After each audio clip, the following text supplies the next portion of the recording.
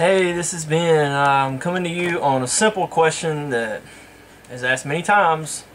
Religion versus science. And there is this question of, which do you go with? What is your path to truth? How do you find out the truth? Do you just go with what your religion tells you, or do you go with what scientifically can be backed up?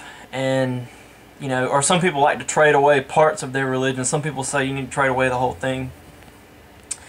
And there's a question of, is religion anti-science, and why? Why is it so either or? Why is it one or the other? Why can't it be both religion and science? And that's kind of a struggle. And so what we want to look at is how science is done, how it operates in the broader scheme of the philosophical basis for why we do it. Science is simply an attempt to find practical and useful things for humans in the world by understanding how the world works. So what you do is you make a guess about how something works, and your guess needs to be simplistic enough that it can make a prediction, that if my guess is right, this prediction will be right. And then you can test that prediction with an experiment or an observation. And the more times you do that, and the more places by the more scientists, the more you confirm your hypothesis, and it gets elevated to just a more tested thing. Now, obviously, in science, that new observations can come about later, years down the road that throw the hypothesis away that was confirmed for a long time, because that's how it works. But the idea is that if we really work hard to try to shoot this down, and we have a hard time shooting it down, then it's practical and useful to just assume that it's true. So when you do science, it's important to understand that you can't do it without starting with some presuppositions. Science can never be your ultimate source for truth. You have to start with some philosophical and logical presuppositions as the ultimate grounding of your basis of knowledge and rationality.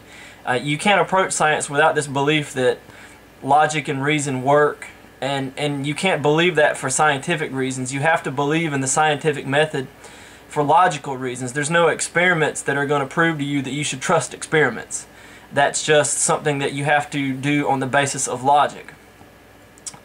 So what are the starting presuppositions to science? Well, there's two basic ones. One is the idea that the universe and stuff is just here, and it slowly has developed into what we have today, more complicated things.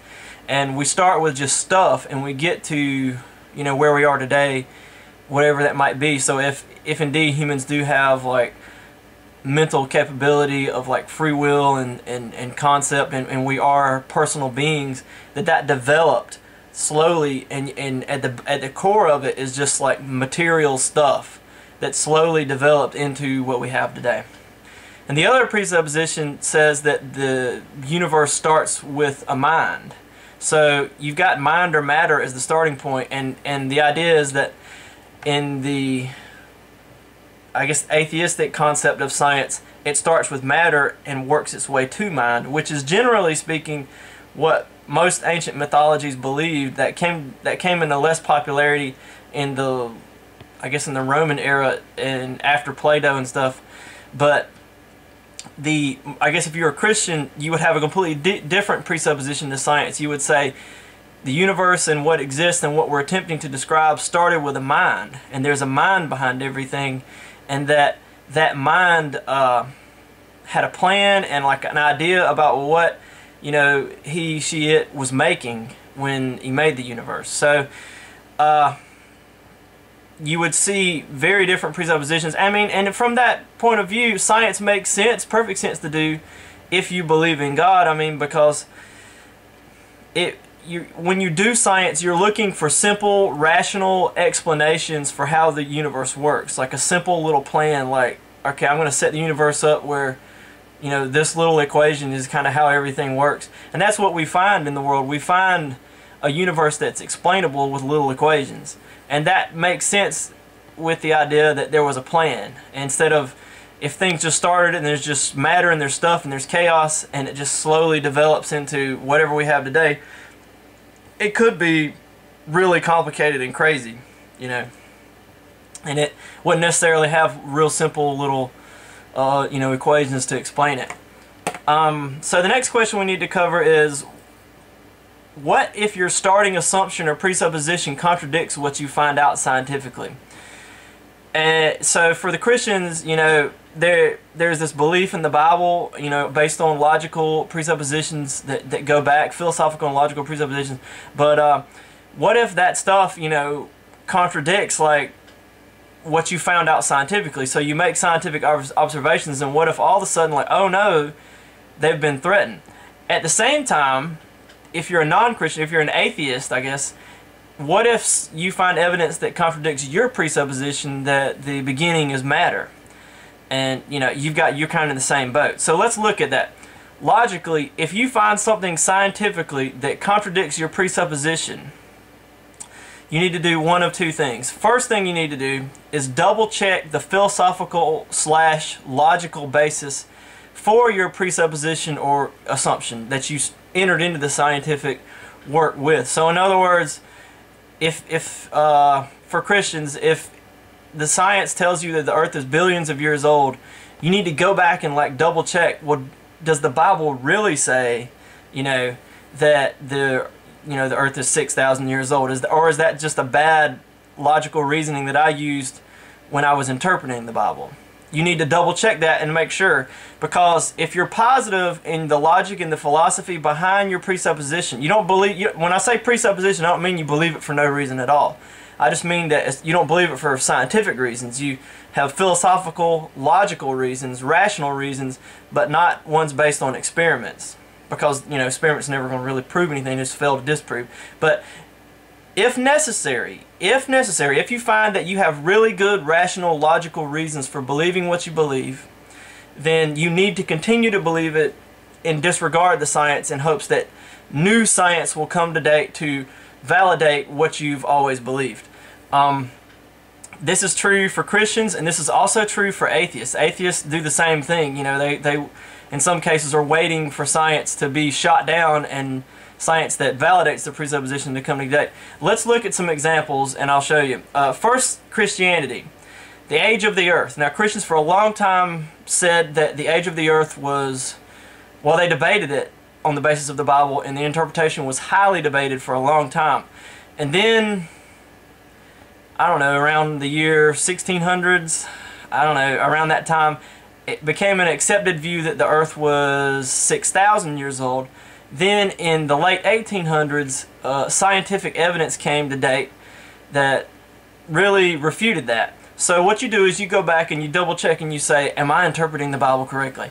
And what we find out is that no, you're not. If you want to say that those days in Genesis are 24-hour periods, you need to give some evidence for that, because there's no, logically speaking, there's not really good reason to interpret it that way. In other words, in the Hebrew language that it's actually written in, the word's not day, it's yom, and it was their only word for saying 24 hours, but it was also their only word for saying an unspecified period of time.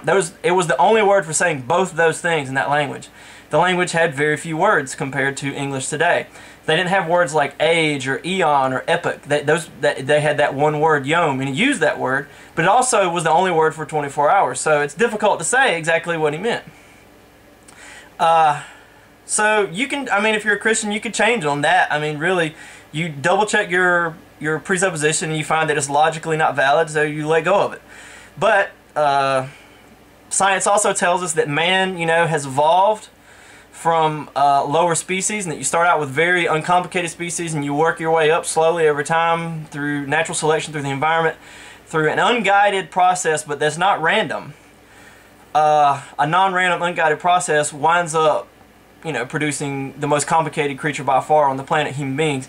And in that case, the Bible's pretty clear that human beings did not evolve from lower species, and the Bible leaves it open as to whether other species evolved. But when it comes to humans, it's pretty clear. Especially with the woman being made from the rib and all this, that doesn't sound like a long, slow process of evolution. And scientifically speaking, the evidence is against the Bible. So what Christians have to do is just hold out and wait and say, we think there's going to be new evidence in this field that's going to back up what we say. And, go check it out. There is new evidence coming out. A lot of things are changing in that field all the time. So, you know, I encourage you to go look it up.